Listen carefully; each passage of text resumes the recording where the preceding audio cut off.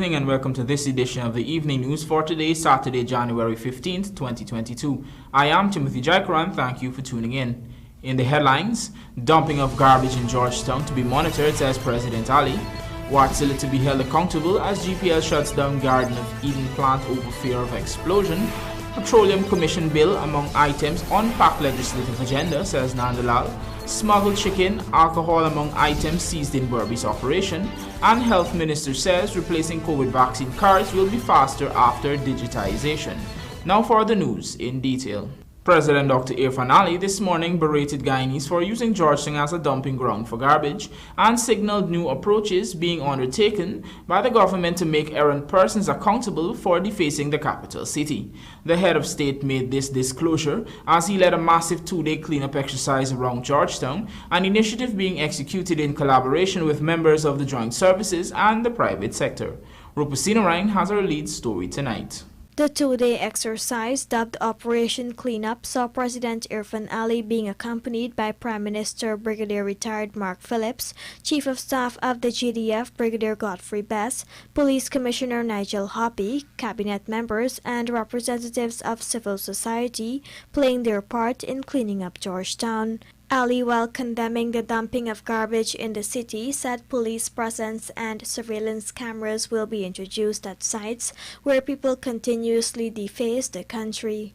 We are going to put police presence at these sites where people continuously dump their garbage.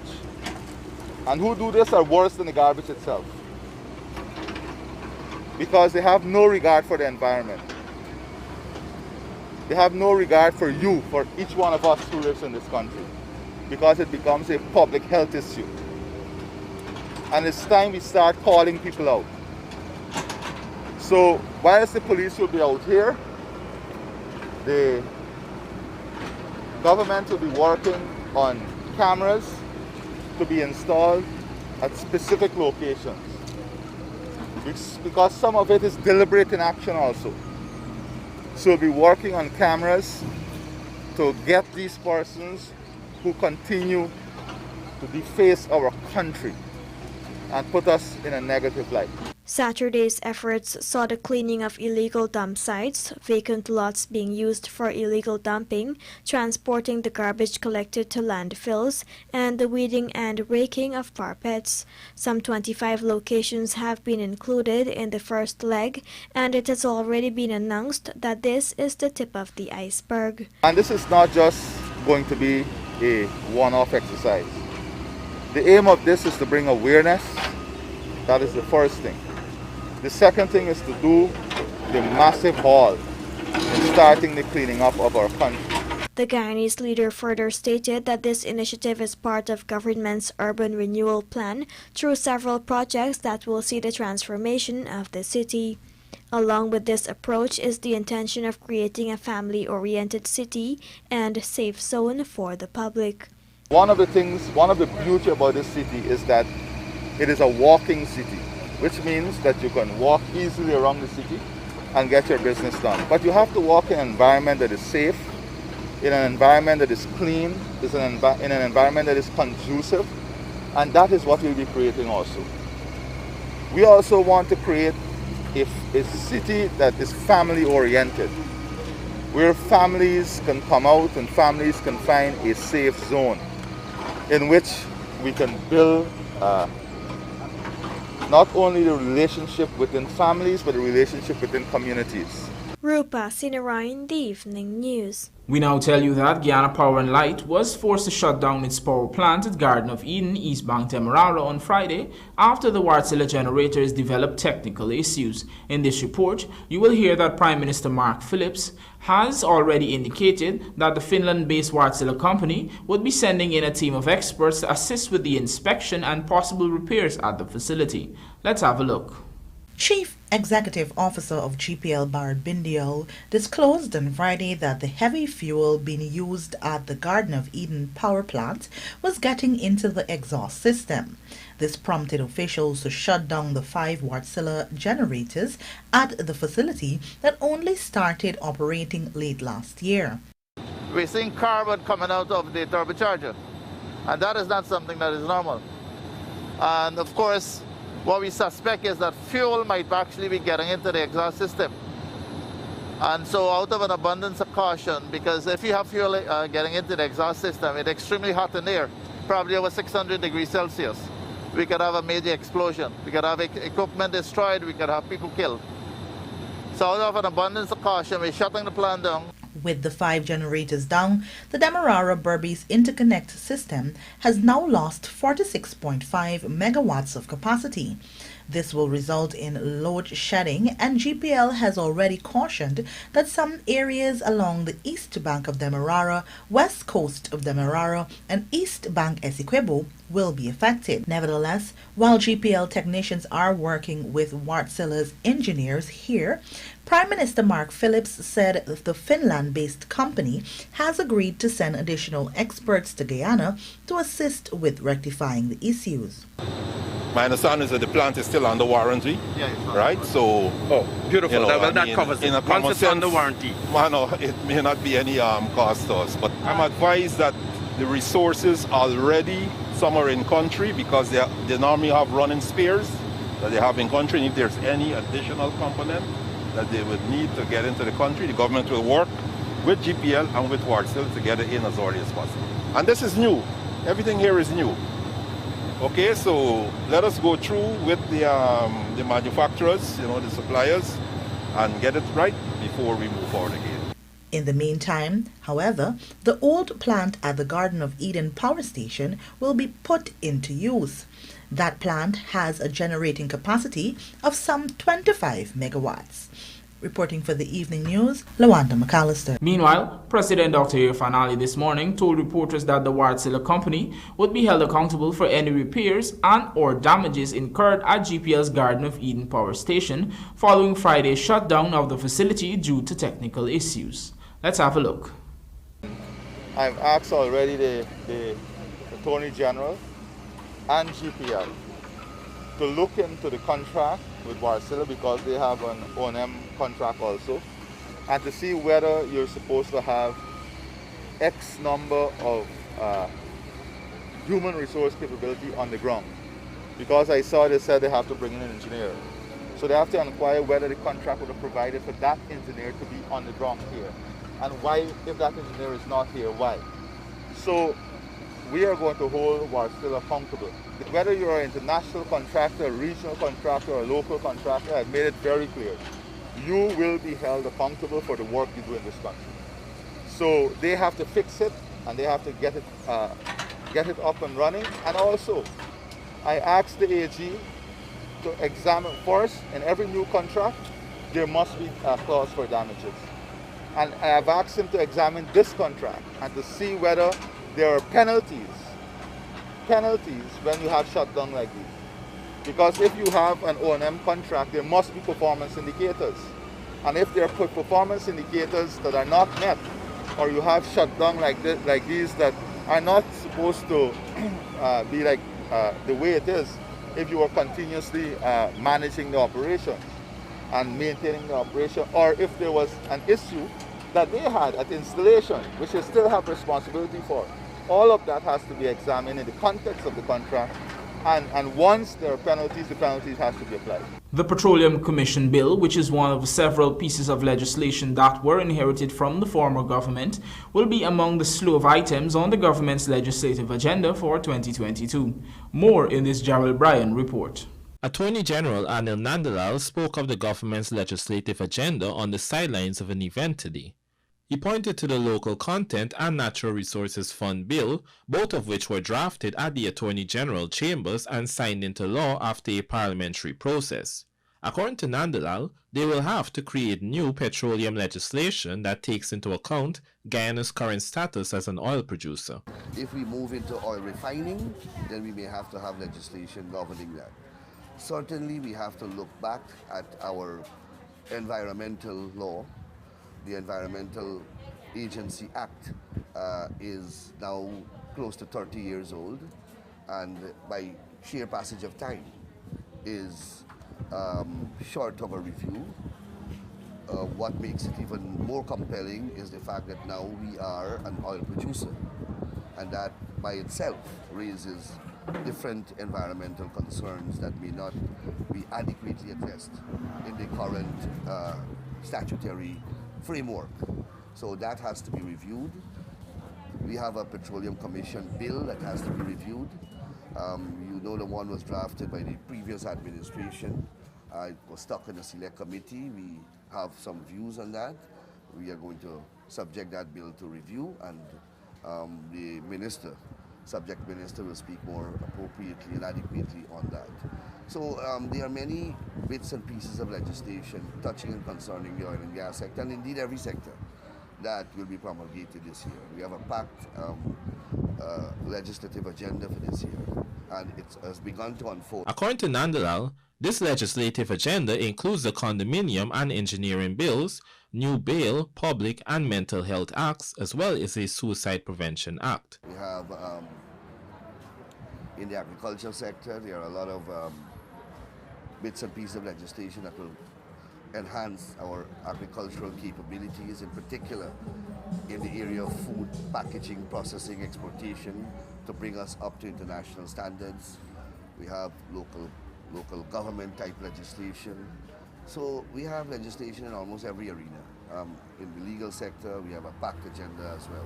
Darrell Bryan, The Evening News. A joint operation between the Customs Anti-Narcotics Unit and the Guyana Revenue Authority has resulted in the seizure of a quantity of uncustomed goods and narcotics in Berbice, Region 6 on Friday. The operation was carried out on the number 59 Village Public Road, Quarantine, Berbice.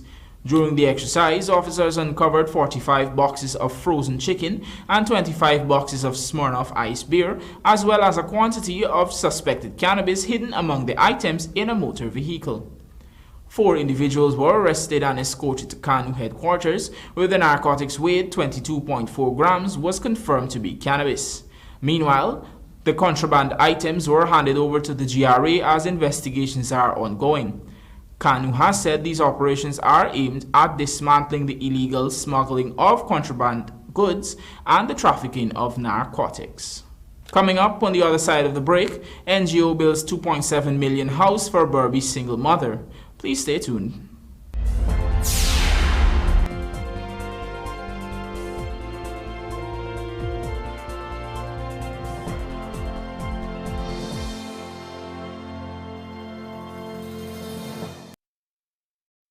Looking to bring your dream home to reality, or simply taking on a home improvement project? Then National Hardware Limited is where you should start. Let us put that touch to your home.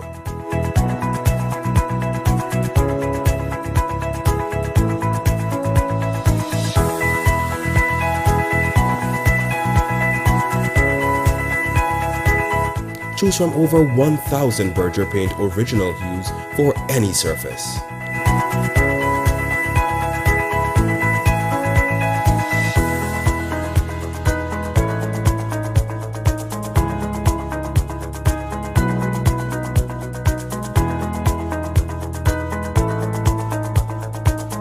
We are known for our trusted brands such as Westinghouse, Philips, Satco, Rubbermaid, Pyrex, Gibson Home, and so much more. National Hardware Limited, your do-it-best store, located in downtown Georgetown and industrial site Rijnveld. Massey is by your side as we continue the fight against the COVID-19 pandemic. In collaboration with OneCart, you can now get your groceries delivered, or you can pick up curbside. Call, email, or WhatsApp your order to us. This service is available at both Providence and Turkine locations. Delivery and pickup between 8 a.m. to 4 p.m. The fee is based on location. Orders must be paid in cash and placed 24 hours in advance. Special conditions apply. Remember to always protect yourself and those around you by wearing your masks. Also, don't forget to wash your hands and maintain a distance of 6 feet at all times around persons. Massey Stores. Our family serving your family.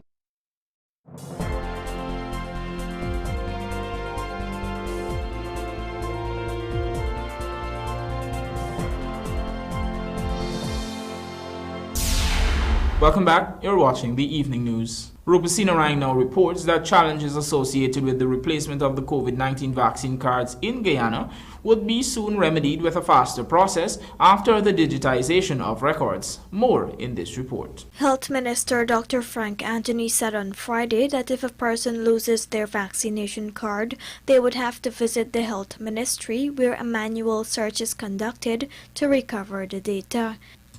He pointed out that this can be cumbersome since some individuals cannot recall details on the card that would make the process easier. Sometimes when people lose their card, they don't know when they got their vaccine, they don't have a date, and that can become very challenging because going back over our records, and in many cases we have to go back and look at it manually. It can be challenging, especially if they don't know the exact date when they got vaccinated. Some people can't even remember which vaccination center they went to. So it poses a challenge for us, and that has really, we have to put a lot of staff to go and do those searches. Just this week, it was announced that the specialized equipment to print new cards will arrive within the first quarter of 2022.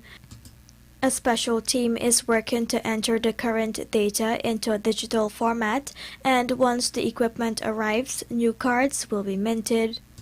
For now, the minister is advising persons to safeguard their vaccine card, which has been an essential tool in accessing services and public buildings. After the digitalization, replacement cards can be issued at a faster rate. I just want to advise people that let them keep their vaccination cards safe. But, everybody got a smartphone these days, so maybe they can also take images of the card, just in case if it gets misplaced, that they would have all the details of the card so that in case they need a replacement, they can bring those images so that we will know the dates and so forth and be able to work with them to get that replacement in a timely manner.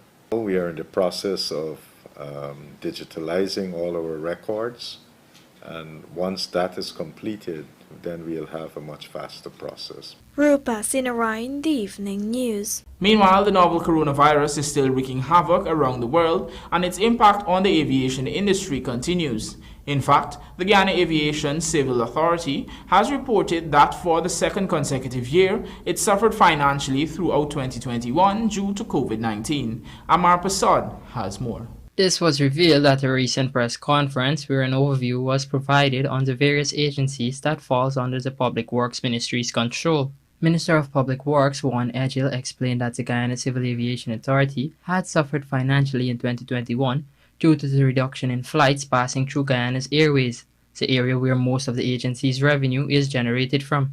The Guyana Civil Aviation Authority did suffer financially as a result of COVID, because largely revenue comes into the GCAA as a result of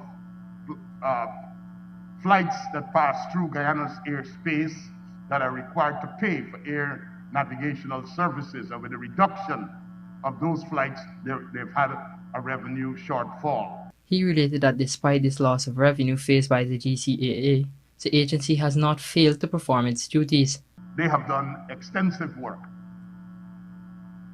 both in terms of training and development of human resources, as well as the implementation of new systems. I don't want to rehash and recap, but you would have seen us having the extended runway at Chedijagan International being reopened.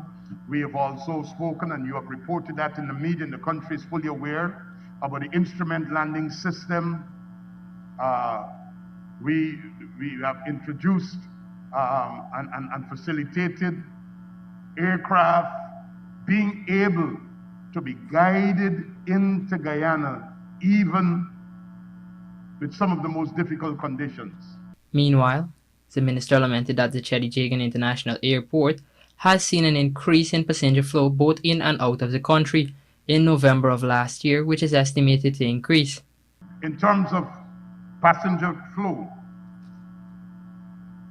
359,350 passengers were our totals up to the end of November. These numbers would have significantly grown for the December period. And that shows that we have grown and recovered 97% over the 2020 period.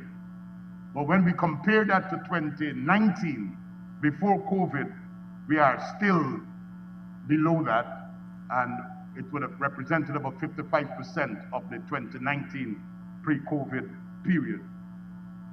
Guyana made the right decision, and we led from the front as it relates to the reopening and operation of our airports. We have been accredited for our health standards by the international accreditation body, Cherijegan International Airport, and we have been recredited since as maintaining the high standards, even in a COVID environment. For the evening news, Amar Prasad. After struggling to construct a home for almost 12 years, a single mother of 6 was on Friday given the keys to a brand new home which was constructed by the non-governmental organization Vitality Inc. Our BERBICE correspondent Andrew Carmichael reports that the 57-year-old mother could have only secured the blocks over the years. Let's have a look. Ruthel Henry received the keys to her flat concrete building on Friday at Lot 1079 Glasgow New Housing Scheme, New Amsterdam in Region 6. She had acquired the land in 2009 and over the past years had been making plans to build a house, but because of financial constraints coupled with illness, she could have only managed to get the blocks for the pillars made. Vitality Inc., a non-governmental organization, constructed a house for Henry and her 16-year-old son who currently lives with her. Director of Vitality Inc. Abbas Hamid explained that the organization has been involved in charitable work in Guyana since its launch last year. And so in order for us to reach out to those people that are in need, we decided to work along with the government of Guyana and civil society because they're the ones who are at the grassroots and who knows the people that are in need. So today's event is basically the handing over of one of those homes that we would have constructed. This is the second home that we've constructed since the launch of our company, and we have plans to doing 2 other homes in 2022. The $2.7 million 2-bedroom house is equipped with sanitary facilities and a water trestle. Meanwhile, Minister within the Ministry of Housing and Water Suzanne Rodrigues, who was also on hand to present the new house to Henry, lauded Vitality Inc. for its great sense of corporate social responsibility, noting that the NGO has been contributing towards the development of Guyana. It's extremely important, because there's only so much government can do. And it's always important for the business community that, when you can conduct your business and you can make money, you must be conscious of your social responsibility to the people who live around you, to the needs of society, and you must be willing to give back and to help. And there are always these cases that may not be highlighted in any other way, but these individuals who may need assistance.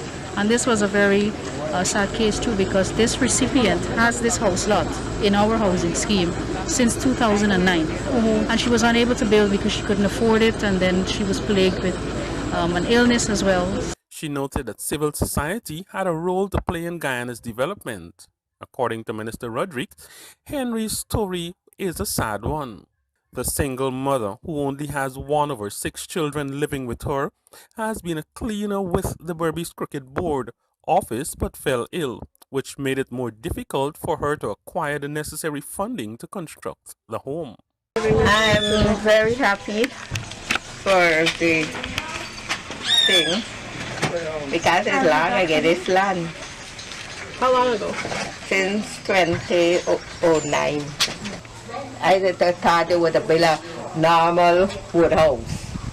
For the evening news, Andrew Carmichael. Several persons were arrested on Friday after ranks of the Customs Anti-Narcotic Unit discovered a firearm and matching ammunition during a series of narcotics operations conducted in Region 4. These exercises were conducted at Sophia and Lodge, Georgetown, as well as at Pleasance and Haslington on the east coast of Demerara. Kanu ranks discovered one CZ-32 pistol along with a magazine containing 5 hollow point bullets in Sophia. In addition, several packets of marijuana were found. As a result of the discovery, several individuals were arrested and taken to Kanu headquarters for questioning. Kanu has said these operations are part of ongoing efforts to keep narcotics out of communities as well as maintain safe communities.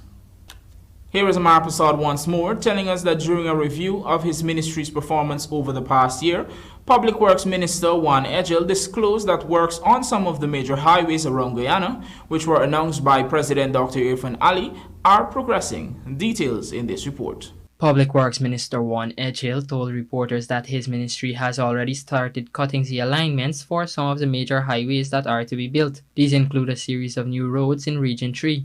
The Schoonard-Parika Road, the entire alignment have been established and work has begun for the clearing of that alignment, and as soon as other details have been clarified for financing, work will begin in the establishment of that 4-lane, the actual building of the 4-lane. We have also advanced in terms of preparatory work beyond just merely designs, but the cutting of the alignment of the road from Sand Hills to Bartica. That is a road that will link Tamiri with Bartica. We have spoken about this, and work on that has also advanced. We are also happy to report that the Del Conte Road, or the road from Parika to Goshen, work on that has also been advanced. The minister related on the progress on the roads to link the Quarantine Highway with Secondary Creek at number 58 Road. We also wish to bring to your attention that in budget 2021, we spoke of linking the Quarantine Highway with the Kanji Creek at number 58. I will invite members of the media to visit and see how advanced that project is, both in terms of getting the asphaltic road in as well as the bridges to be installed. So that has been a major project that has been advanced in 2021 in terms of the number 58 road. Minister Edgel reiterated on the benefits these roads will bring to all Guyanese in terms of reducing travel time. These are designed to open up new lands for both housing, agriculture, manufacturing. It is intended to be able to reduce travel time and to be able to move goods and services at a cheaper cost from region to region, and to ensure that Guyanese are able to live in greater comfort. For the evening news, Amar Prasad. We will now take a look at the bridge reports. The Demerara Harbour Bridge is scheduled to be closed on Sunday, January 16th at 3 hours for a period of 1.5 hours. Meanwhile, the BERBICE River Bridge is scheduled to be closed on Sunday, January 16th at 15 hours 10 for a period of 1.5 hours. Pramal aiming to continue dominance at regional level. This and more coming up in the Sportscast, sponsored by Macorp.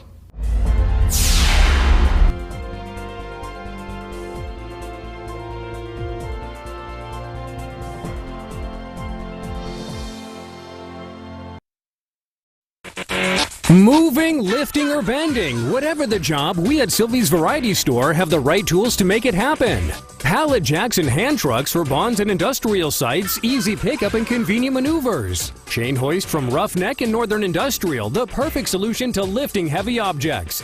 And then there's the 12-ton and 16-ton hydraulic pipe benders from 1/2 to 2 inch. We also stock the shop press machine from Northern Industrial. Sylvie's Variety Store stocks the tools to make it happen.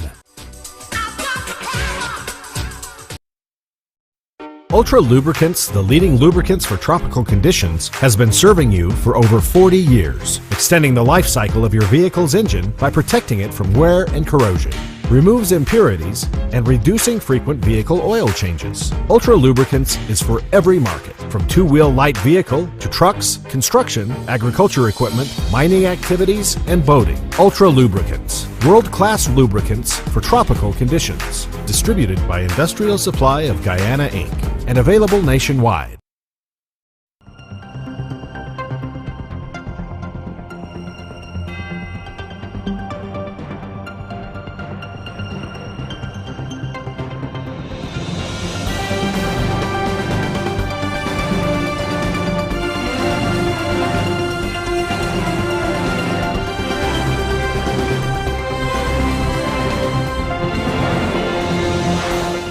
Welcome back, you're watching the Evening News. We now shift our attention to some sports news. Guyana Football Federation President Wayne Ford, after taking in the successes of the Federation's vaccinated-only tournaments, is firm in his belief that sport can positively contribute to vaccination numbers. Jemima Holmes has more.